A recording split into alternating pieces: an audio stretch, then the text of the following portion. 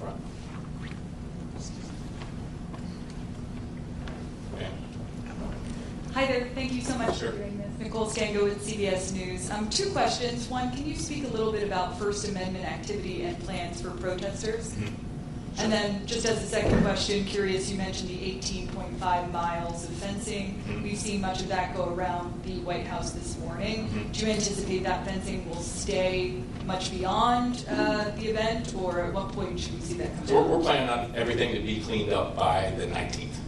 And then as far as the First Amendment activity, from a Secret Service perspective, it's simply people using their First Amendment right to protest. We're not going to do anything with that.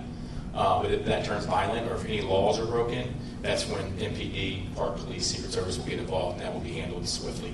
Is there a designated area for that? You want to take that? Yeah. So the National Park Service handles the permitting process, right? So we have several permits currently pending. From what we reviewed thus far in our communications list, we don't have any significant concerns. We don't have a designated area.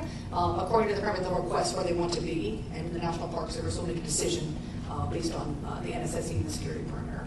But First Amendment activity, significant experience with all the events in the mall, right? So I think certainly the Park Police and MPD is well prepared.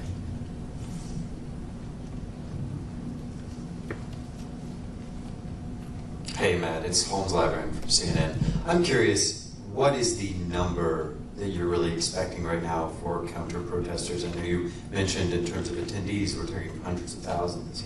Are we seeing anywhere near that number for counter-protesters? No, not even close. We're tracking about 9 First Amendment activity demonstrations, but nowhere. I'm not going to get into the exact number, but it's not that high.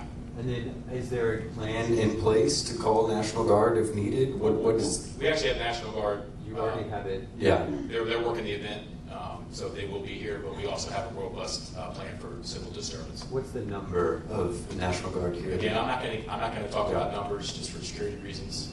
But between CDU units that we have from multiple agencies and the National Guard, I'm very confident in the plan we have. Thanks. Yep.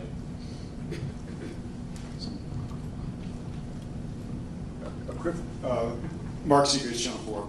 A quick follow-up on the National Guard. Is that DC National Guard that has been deployed, and will they be, whichever National Guard is it, will they be armed?